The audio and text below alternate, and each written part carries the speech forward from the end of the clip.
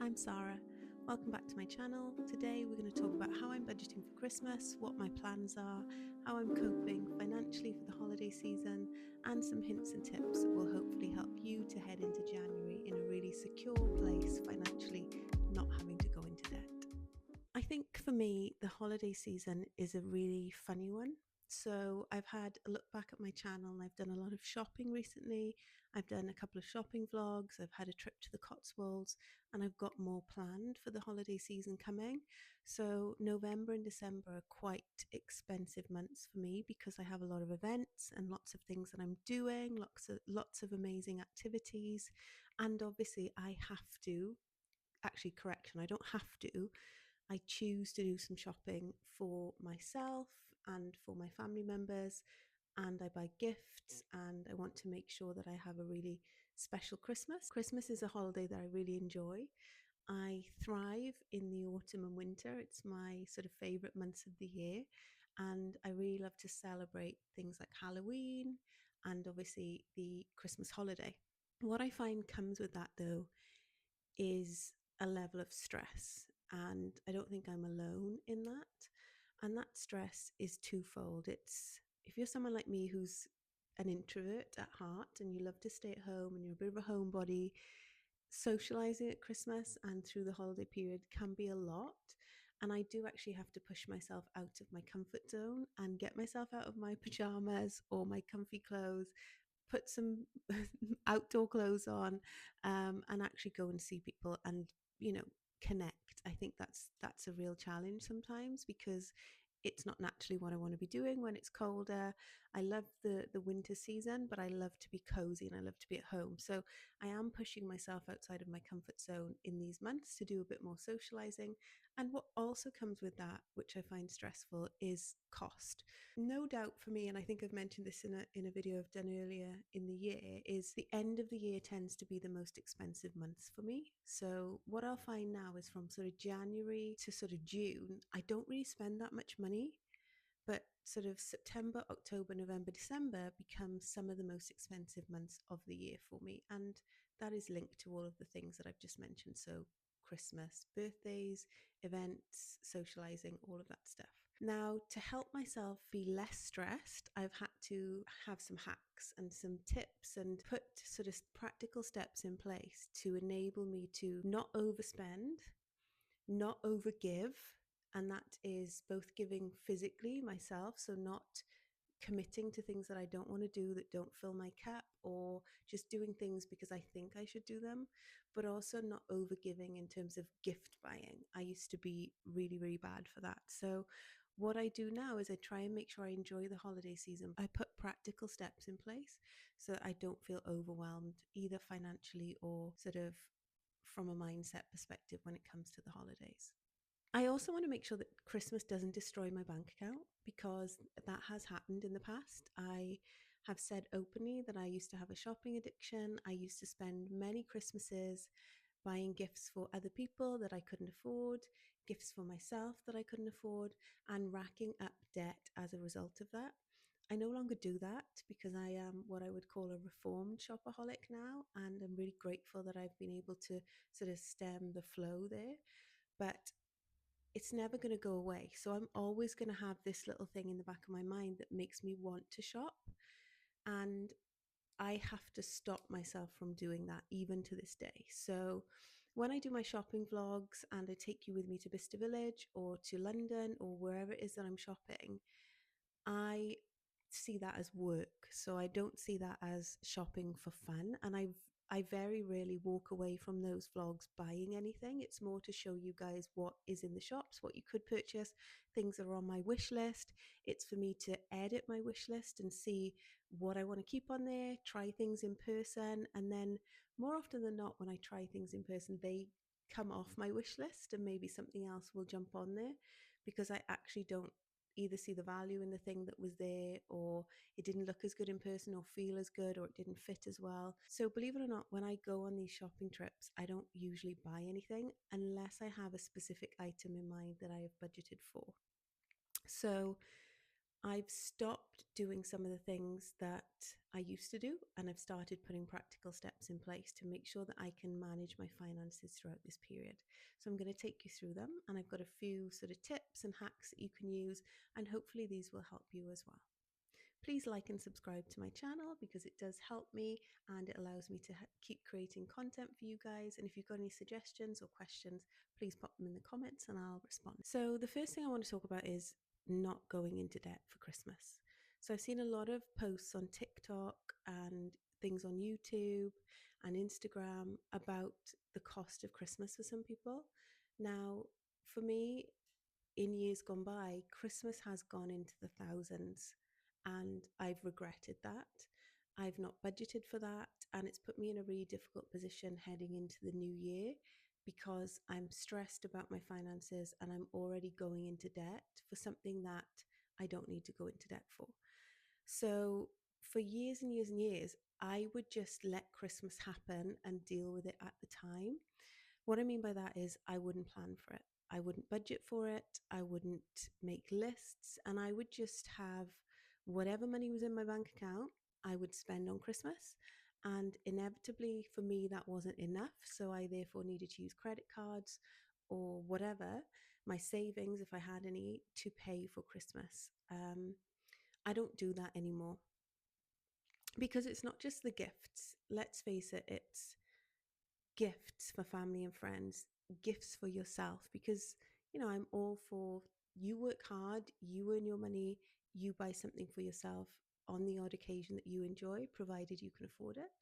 Um, it's socializing. Socializing in December and November is a premium because restaurants put their prices up, hotels put their prices up, transport is jam packed. So you've often left with the worst kind of deals when you're traveling.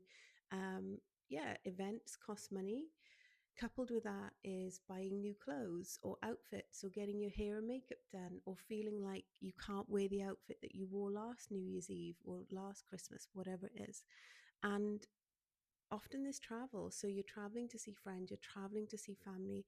You may decide you want to go away at Christmas on a holiday. And I've done all of those things in the past and I've not planned for them. And that is the worst thing you can do. So you absolutely have to plan for Christmas.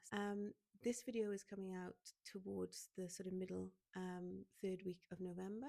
So you still have time. There's still sort of 5, 6 weeks to go before Christmas, and you can put a plan in place in that time. Now, what do? I look at it completely differently.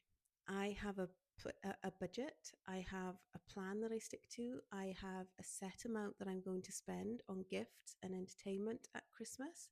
And if I'm planning to go away anywhere, I have planned for that as part of my yearly spending. So there's nothing now that creeps up on me or sneaks up on me over the holiday period. And if it does, because I have an emergency fund and because I have sinking funds, I'm able to weigh up whether or not I actually want to do that thing. And if I do, I can pull from those accounts so I'm not putting myself into debt or having to put things on credit cards. I have taken practical steps. So as I said, I set a budget for Christmas and I stick to it where possible. And that includes food, clothing, entertainment, hosting, gifts, cards, all of that stuff. I built up my emergency fund. So I have a 12-month emergency fund. So I am comfortable with the odd expense that might crop up that I wasn't aware of. I don't like that because I like to be really organized and planned. But if something does come up, I can think about it and make an informed decision knowing that I've got the funds to be able to do that. I've got sinking funds. So I've got a holiday sinking fund, I've got a gift sinking fund, and I will put money into that every month in the lead up to Christmas. And that is what I spend on gifts and holiday stuff. I invest. So because I'm investing, I'm seeing the returns on that, which gives me again a level of comfort. And I'm not sat here thinking, is it a choice between investing in December and November or buying Christmas presents? I'm able to do both. And I really like the fact that I can do both. And I've seen the power of sticking to these steps because I've seen my investment portfolio grow. I've seen my retirement portfolio grow. I've seen my savings grow. I'm seeing my debts go down. We do have credit cards. We do have money on our credit cards. They're 0% interest, so they're not sort of bad debts as I would see it. And we're paying those off.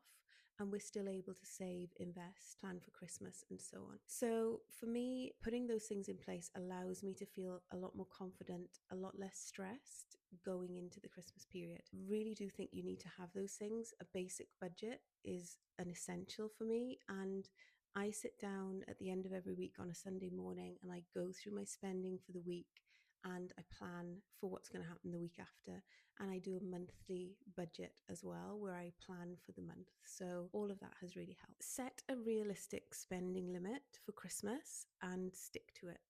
You don't need to spend thousands of pounds on Christmas. I've done that. You don't need to do it. My Christmases where I spent thousands of pounds on gifts and on myself and on food and entertainment are not my best Christmases. My best Christmases are the ones that I spent with my friends, my family, my loved ones, my husband, and I had a really simple Christmas. And when I look back now at, I keep lists of what I've spent every year. And when I look back at some of the money I've spent over the Christmas period in years gone by, it actually makes me feel sick. And I think I would have been so much better off investing that money or putting it into savings. So set a budget and stick to it. And don't be ashamed of that. You do not need to spend thousands of pounds on your Christmas. You can really cut back and you can still have an amazing Christmas. So set your budget and stick to it. Put the total amount that you want to spend. So don't just think Christmas is about gifts, because it's not. It's about travel. It's about seeing friends and family. It's about food. It's about lots of things that make up that Christmas. So account for all of that. How much do you want to spend on all of that? And that number should be based on a couple of things. So what you have available. So if you only have a certain amount available, that's the amount you have to spend. Don't think, oh, I have X amount of money in my bank account that I have spare for Christmas, but I'm also going to spend £3,000 on my credit card, because that £3,000 isn't what you have available to you. So live within your means and budget within your means. If you have a sinking fund, that is what you're going to spend on Christmas. Use that sinking fund money, and that can be however much you manage to save. You know, we've got 5 weeks, 6 weeks left before Christmas now. If you put £50 a week away, if you put £20 a week away, use that money towards spending for Christmas. Also, that spending limit needs to be based on what you can afford without going into debt. So without putting it on a credit card. There are times where I will put things on credit cards because I get cash back for buying things. I get rewards points.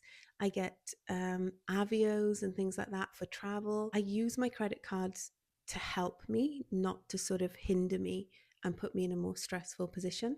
So if you have credit cards and you're not someone who struggles with debt, then it's okay to use them for your Christmas spending, but make sure you pay them off at the end of the month so that you don't have to pay interest, and that you're managing your credit cards in a really mindful and, sensible fashion. Use a budgeting spreadsheet if you have one. If you don't, use a pen and paper. It doesn't have to be, I see loads of people selling budgeting templates online. It doesn't have to be that deep. You can get free ones. I'll put a link to the one that I use in the description box. You can access that for free. I've mentioned it a couple of times in my budget videos. Or just use a pen and a piece of paper. You can literally draw it out yourself. It's just November, December, put your categories in. So how much you're spending on gifts, how much you're spending on eating out, how much you're spending on cards, how much you're spending on entertainment, how much you're spending on travel, and put in there what you want to spend, which is what you've got available to you, and then track that weekly in the lead up to Christmas. And say to yourself, and say to your partner, say to your family, say to your friends, I've given myself a budget this Christmas and I'm going to work really hard to stick to that. And if you feel comfortable, say what your budget is. I have said to my husband, we are not spending more than £1,000 between the two of us on Christmas. And that may sound like a lot to some people, but for us, given our circumstances and the size of our family, that is what we're spending. So we've basically got £500 each to spend on family, ourselves, and that includes sort of food when we're hosting the family just ahead of Christmas. So we've set that amount for ourselves because that's what we put in our sinking funds, that's what we budgeted for, and that has drastically decreased from what we have spent on previous Christmases. So we've said, right, £500 each, and you can get all of your gifts out of that for people. You can do your entertainment, host, whatever it is, all of that comes out of that money. And so for us, that's really helpful because it keeps us both accountable, and it's kind of like a competition who can come in on budget. I think so far my husband is winning, but yeah, it's a challenge and it doesn't have to be difficult. If you can have those conversations honestly, that is really helpful. I've also told family members that I'm budgeting this year for Christmas, and I think that removes a little bit of the awkwardness around gift giving, particularly if you're like me and you're someone who's over given and over gifted before. And I love my family dearly and I always want to get them amazing gifts. But as I said, the times when I've spent lots more money on gifts hasn't always meant that they've enjoyed it any more or any less. And it hasn't always been the best of Christmases for me because I've been stressed about money. So I am sticking to that budget. Once I've spent that £500, it's gone. There's nothing left. I can't just nip to the shops and pick up a last minute gift for someone. I can't say, oh, I'm going to get a huge amount of decor for the house that's different to what we had last year.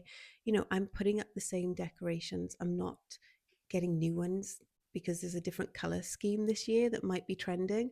I am just going to spend that £500 and that is it. Now, for me to be real, I don't have children. So, it's not that I'm spending money on my children. My husband has children. So he is obviously spending more money because he has kids and he wants to buy presents for them.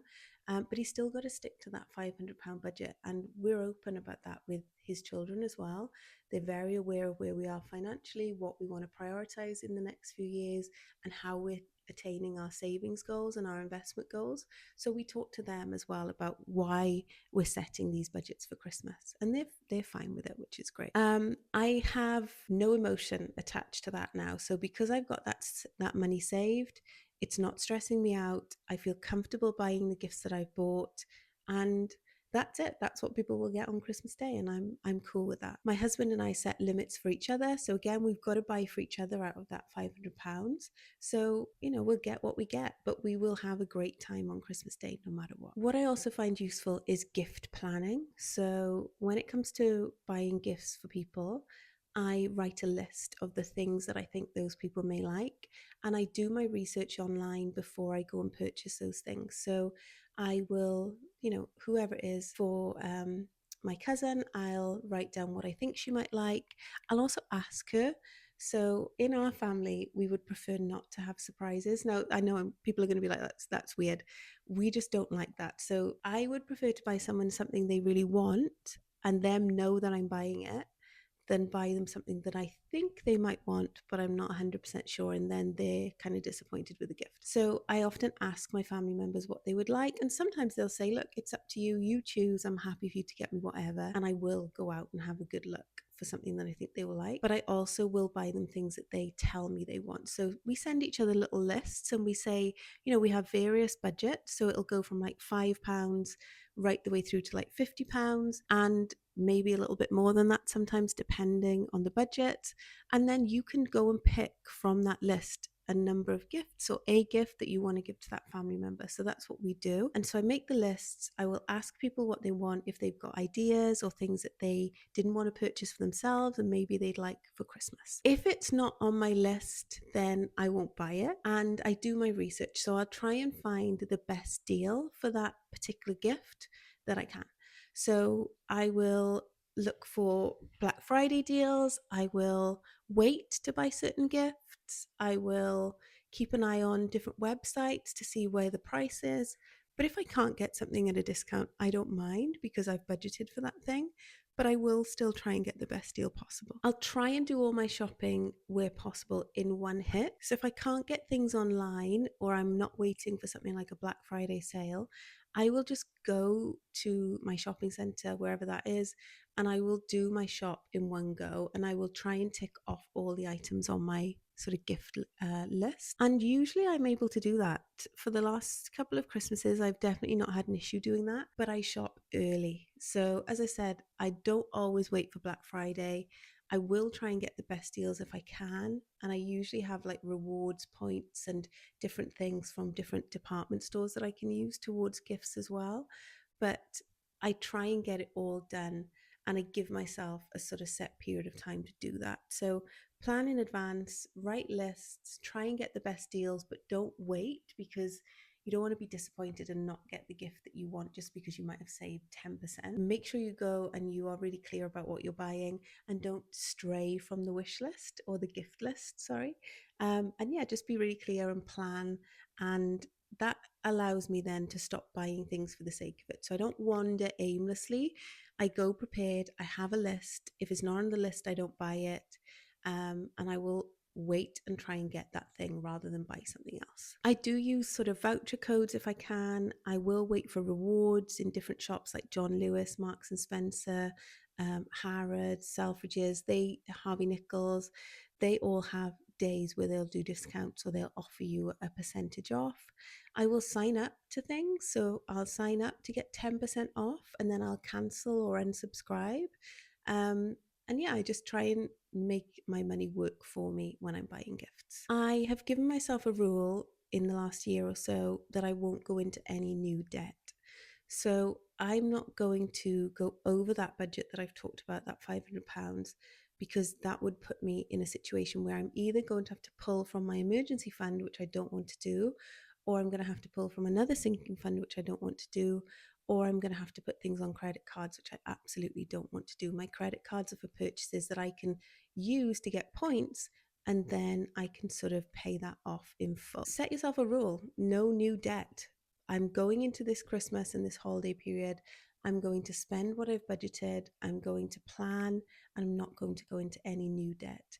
And if you do go into debt, again, the aim is to pay it off immediately. So if you have to put something on your credit card, aim to pay that off within the month of January so that you're not getting huge interest added onto that. If you make those small sacrifices now, I think the stress is removed when you head into January, because January is a long month anyway. It feels really long. A lot of people get sad in January because it's New Year and it's just a lot of pressure to be the best version of yourself. And if you're going into that with credit card debt, it's not going to feel great. So the aim is not to do that. So no new debt going forward. Other tips. So we are traveling over the Christmas period and I'm going to film some of that for you.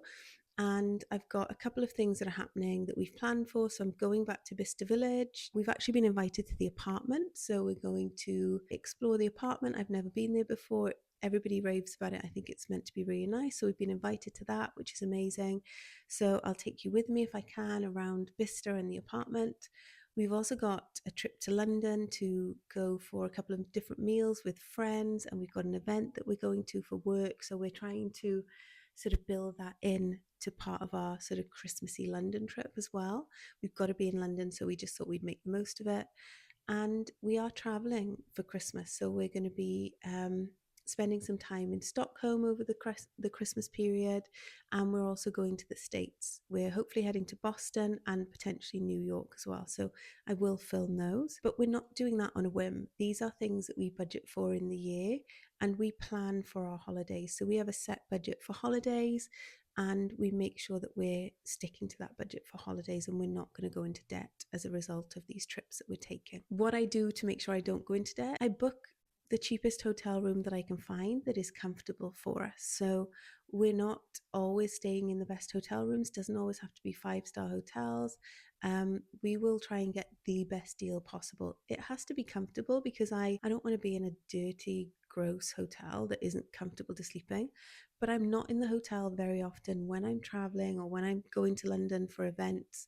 I'm out most of the time. So I'm literally only in the hotel room to shower, change, and then sleep. So, it doesn't have to be the best of the best. So we budget for hotels. We have a rail card. So we use our rail card. It's called the Two Togethers rail card.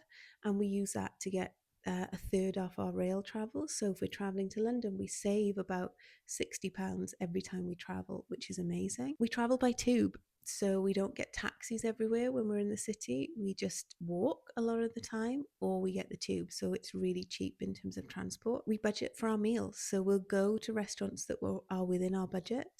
And if we're going with friends, we'll be open with them about the fact that we're budgeting and we'll say, are you going to pay for this meal? Do we pay for this meal? So we have all of that information up front. So we're not going dreading when the bill is coming, who's going to pay for it, and having those sort of awkward situations around getting together with friends over the Christmas period. With our travel for Stockholm and for the US, We booked via BA and we've used points. So we can collect points when we spend on credit cards and when we book various travel.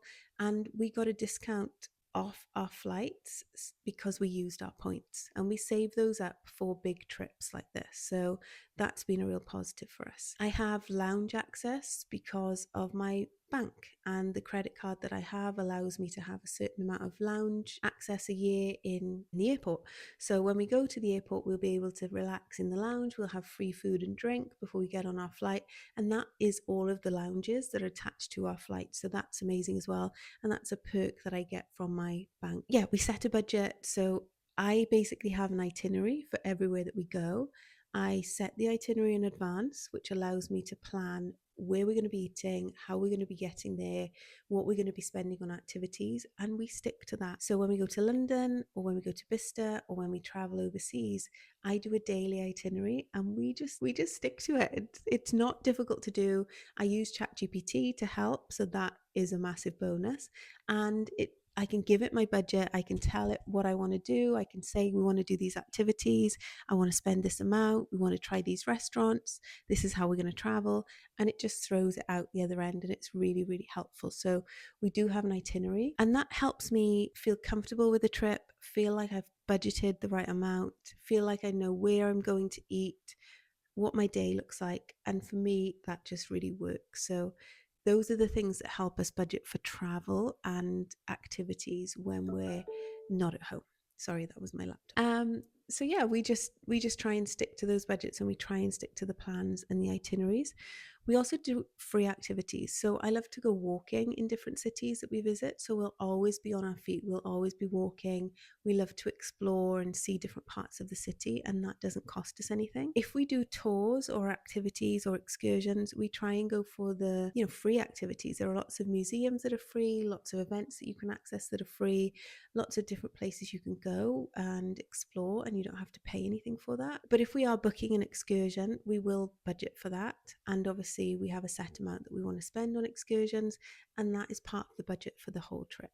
And because we have our itinerary, we know what we're doing every day. We book things in advance, which means they're often cheaper. I don't leave booking restaurants or events or activities to the last minute. And we get fairly good deals by doing that. And we know what our plan is, and we can stick to that. So I think overall, my hope is that I have a really relaxed, stress-free Christmas, and that I'm heading into 2026 having achieved my financial goals for this year, and setting more financial goals for the year coming, and moving closer towards our goals in terms of investment, savings, and retirement. So I guess my best tips for you guys: build your emergency fund. I know I talk about this all the time, but you absolutely need an emergency fund. This is your buffer. This is your peace of mind. I genuinely sleep better at night knowing I've got an emergency fund of 12 months. So if I lost my job tomorrow, if I didn't have any consultancy work, if my husband lost his job, if the worst happened, we have a year's worth of security. And that is really powerful. It allows you to have control. So if something isn't working for us, we can change it. We need to move, we can move. We can do things because we have that security. So the emergency fund is key. You need to build your emergency fund, and don't wait till January. So set your budget for Christmas, but also set yourself a target for saving. If you can save £50 before Christmas, amazing, you've saved £50. If you can save £100, even better. If you can save £1,000, even better. And set yourself a target for saving your emergency fund. Be clear on your savings and your investment goals. As we head into 2026, have a focal point. Your focal point could be, I want to clear my debt.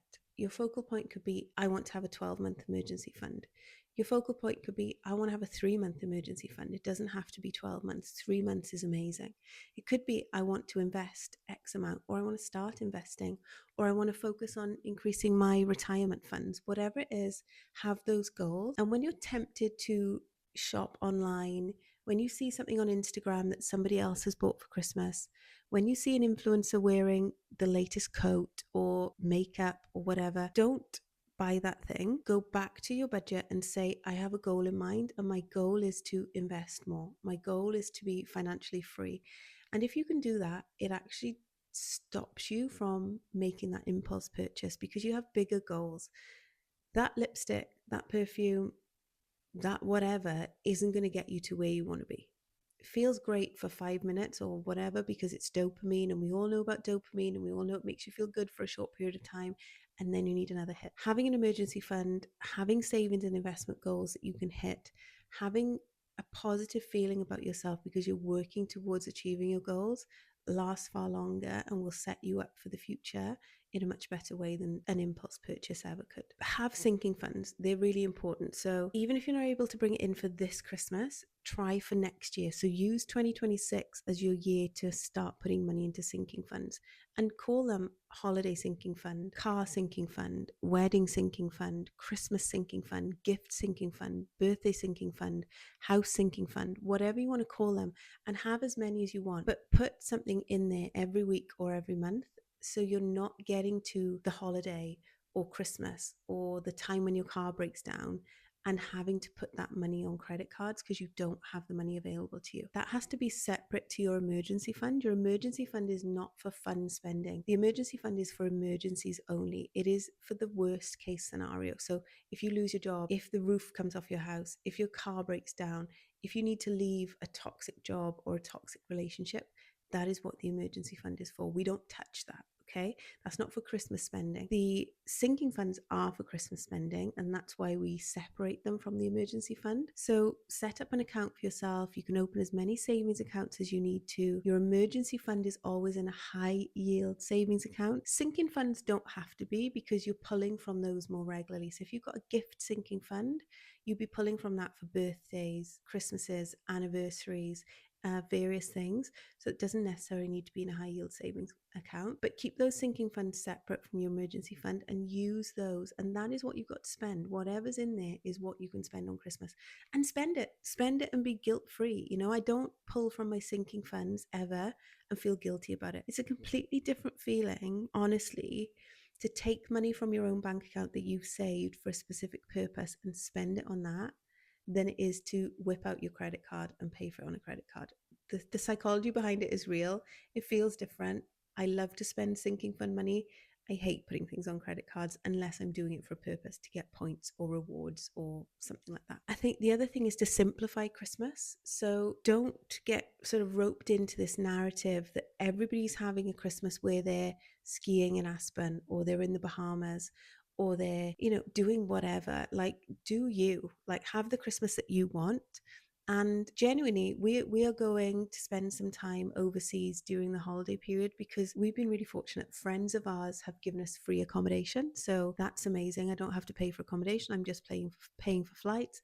I have points that I can use towards flights, so that means the cost is significantly reduced. And we have a budget for holidays that we are spending on this, that we've planned for. If I wasn't doing that, I would just be at home for Christmas. I would just be cooking good food at home. I would be watching crappy Christmas films, playing board games, doing a quiz, taking a walk in the morning. That would be my usual Christmas. And I've done that for years, probably for the last sort of 5 years or whatever. And I love that. And it doesn't cost that much money because I can buy really, I can buy sensibly, I can gift sensibly, I can have great food at low cost, and staying in the house is free. So, Christmas doesn't have to be what everybody's portraying on social media. You do you. You have the Christmas that you can afford. You do the thing that makes you the most happy. And shopping is lovely and amazing when you've got the money to do it and you've set that money aside. But if you're doing it and you're feeling guilty about it, or you're hiding it from your partner, or you're not being honest with your family about your financial situation or your debts, that is not enjoyable. So pare it back, do less, because you'll get more out of it. And I think remembering that Christmas isn't a competition, and this is definitely something I tell my younger self. I used to think that I had to have a better Christmas than all of my friends. I had to post on social media that my Christmas was the best Christmas. And as I just said, it doesn't have to be. It's not a competition. You don't need to give people really expensive gifts for them to love you or care about you or think highly of you. Your family and friends love you no matter what. My family and friends love me no matter what. If I didn't give them anything at Christmas, they would not bat an eyelid. And that's okay, because we love each other. And so that's what it's about. Christmas is about spending time with family. It's about having a safe space to be on Christmas Day, and it's about connection. It's not about gifts. So if you can't afford to buy gifts and you can't afford to buy expensive gifts, that's okay. You don't need a brand new Christmas tree. You don't need this year's decoration. You don't need a brand new Christmas jumper, because I know you've got like 20. I have Christmas jumpers from old that I can reuse this year. So yeah, just take the strain out of it, take the stress out of it. I don't have children. My husband has children, but they're adults. So we don't have children at home and they're not young. But I do know there's a lot of stress that comes with having children, because children want things as well. But I think using Christmas as an opportunity to talk to them about what Christmas is really about, because I think we've forgotten that a little bit. Talking to them about your values, talking to them about your financial situation. And yeah, if they're young, they're not going to understand that. But we should be talking to our children all the time about finances as soon as they're old enough to listen, because we don't want them to make some of the mistakes that we've probably made. So have an honest conversation with them, help them to help you. So get them involved in your budget setting, get them to write wish lists, and get them to write the cost of everything down, and then go through that and use sort of fun ways to put that budget in place. For me, that's how I'm doing Christmas this year. That's how I'm budgeting. I will definitely be feeling calm and clear-headed going into 2026, because I'm sticking to my budget. I'm sticking to my gift lists. I've planned for my holidays. I've used points where possible. I'll be paying off all of my credit cards in full. I'm not stressing out about having to overbuy or overspend. And I don't need lots of new stuff for Christmas this year. I'm going to make it really simple and really stress-free. I hope you found this video helpful. If you've got any sort of hints or tips for how you're navigating Christmas or the holiday period, let me know. If you've got questions, post them in the comments. I'd love to hear from you. And yeah, I will be sharing some videos, as I said, upcoming. I've got a trip to London, so we'll do some luxury shopping in Harrods and in Selfridges and some of the boutiques, and we'll see the Christmas lights and all of that stuff. It is window shopping. I haven't planned to buy anything, but I do have a few things on my wish list that I'm going to look at in person, hopefully, try a few things on and sort of curate my wish list. I'm also heading to the apartments at Bicester Village, so I'll vlog that as well. And I've obviously got my holiday as well, so I'll be heading to Stockholm and Boston, and I'll have a video of both of those for you, so you can have a look at what it's like to be in different countries over the holiday season. So I hope you enjoyed the video. Please like and subscribe. It really does help my channel, and I'll see you in the next one. Take care.